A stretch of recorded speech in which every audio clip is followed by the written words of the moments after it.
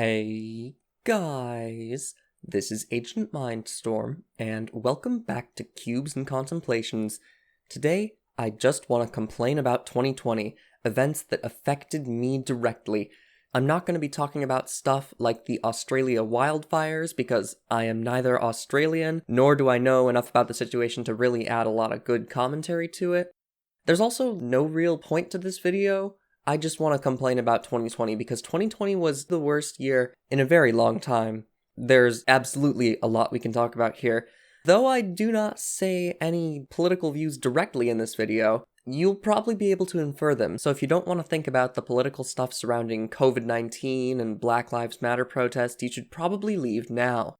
So let's get this one out of the way first. Coronavirus/COVID-19 was the thing that totally defined 2020.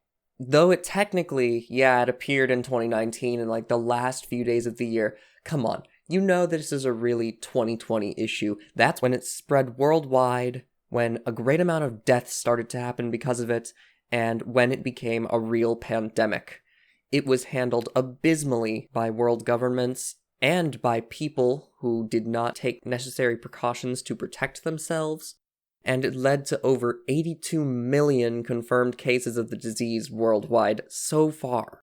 We are still in a horrific time, even though we are sending people back to school, even though we are reopening stuff, we are taking down quarantine procedures. The numbers are pretty much at the exact same high as they ever were, so I'm not quite sure why we're deciding that it's fine to go back now.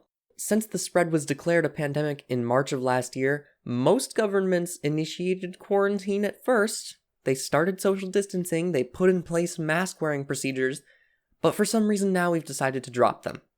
I don't get it. It's a real shame that everything was handled so poorly. We still, in the United States, do not have nationwide mask requirements. It's per state. And my state, Iowa, we don't have a real mask mandate at all. We had one for about half of a month ago, and then that went out December 10th, so now there is no longer any mask requirement in public at all. We should be doing things to stop the virus. We shouldn't be letting it continue, because it's not normal. We don't want this to become normal. We don't want to have to wear masks everywhere, but we should do it so that it doesn't continue. And that kind of leads me into my next point, which is an offshoot from this one, but I think that the source of the issue is different enough that I can count it as a separate issue, which is COVID deniers and people who don't abide by mask policies. For some reason, wearing masks, social distancing, and generally being mindful of the risk of COVID-19 managed to get politicized. So somehow, if your group that you have arbitrarily chosen has declared that COVID-19 is not a large issue and that we should go back to normal, that also apparently means that you do not need a mask and you do not need to follow social distancing procedures. I'm not saying that all the people in the group that have declared COVID-19 not a big issue are people who won't wear masks and follow social distancing procedures, but I'm saying it's a very significant part of that group that is doing it. It's so short-sighted and frankly pretty lazy to think that, well, I don't believe that this virus is a real issue, so I'm just not going to take precautions to stop it. Imagine if you applied that same logic to anything else in real life. If you figured, well, I've got a protective car around me, so it doesn't matter if I go fast near motorcyclists. That is such a bad mindset because the motorcyclist can be equally damaged by your poor decision, and that is the exact same thing that's happening with people choosing not to wear masks in public because they have good healthcare and they don't believe it's a real issue. If people had actually followed quarantine procedures, worn masks, socially distanced, the virus would probably not be anywhere near as bad as it is now, and that's what makes the whole thing so much more annoying. Now, obviously, a legal precedent would have been a lot better, just to say, all right, well, you have to do this because it's the law, but to not be able to take that action yourself, to say that I'm not going to do it unless there's a law for it, come on. Just wear the mask, socially distance, do the right thing because you want this to be over. Let's take an even somehow more politically charged stance on this next issue, the George Floyd and Breonna Taylor murders, police brutality, and Black Lives Matter. I'm grouping this all into one big group because it's all sort of the same issue of racism in the police system. The deaths of George Floyd, Breonna Taylor, and many more African American people, 2 police officers, were when people decided this is not okay anymore. We have to protest this, we have to go out into the streets and say that this is not okay and demand police changes. I am in total support of the protesters here, if you can not tell already. It is absolutely true that cops can get off scot-free for committing atrocities really easily in the United States, and that is just not acceptable. Racism is totally an issue in the United States today, and let's clear something up while we're here. The phrase Black Lives Matter does not say that African American people are superior. I don't know how this mindset got into people, but it's commonly countered with the phrase All Lives Matter, and I don't think it's always malicious. I think it's people who just don't understand. Black Lives Matter doesn't mean only Black Lives Matter, it means Black Lives Matter too. Obviously, if you tell someone all lives matter, no one's going to disagree with you. That's why saying that doesn't really help anything. But if you say Black Lives Matter, some people take issue with it, and that forces them to examine why they take issue with it. And that can lead to meaningful change and growth. I don't want to go much deeper into this subject because I don't think I have the right perspective to say a lot more than that I support the African American community, racism is garbage, and police need further reforms. And also, I won't be debating this stuff in the comments either, so don't bother writing about it. Let's switch gears massively to YouTube COPPA, a very uncontroversial thing because everyone is on the same side. Yeah, COPPA was this year, can you believe that? Here's a little review in case you're wondering. COPPA is a law put in place for Children's Online Privacy Protection Act. It aims to protect children from data collecting on the internet.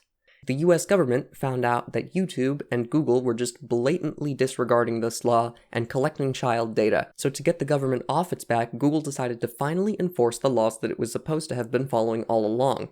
These laws ended up causing a widespread concern throughout YouTube because so much content is consumed by both kids and adults. So obviously a toy review would be for kids and a professional film dissection would be for an adult. But what if it's something like an animation where it's like funny and it's relatable and it's for like college age people? Do you count that as being for kids because it's animated and it's colorful? Or do you count that as being adults because it has adult issues in it?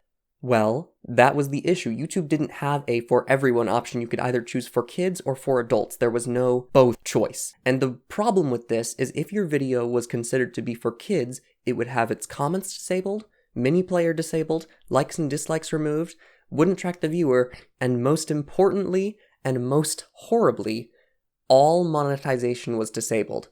So you could no longer make money off a video if it was for kids. This is a huge issue for people, especially gaming channels, because video games are one of the most universally child and adult-friendly things that there is. Like, think about Minecraft. Think about how many adults like it, and think about how many children like it. Would you consider a Minecraft video for kids or for adults? I don't know. The worst thing was the rules, the outlines for something considered for kids were so encompassing. All animated content, and even content with lots of colors, was considered to be for kids. This was all resolved later when it became clear that you could just set your channel to for adults, and that would count as for both, which Google confirmed in a single tweet. Thanks for making it extra clear and easy to find, guys. COPPA ended up being not as big an issue as it was going to be, but it is still annoying when you go to a video and the comments are disabled and you can't like it because it is for kids.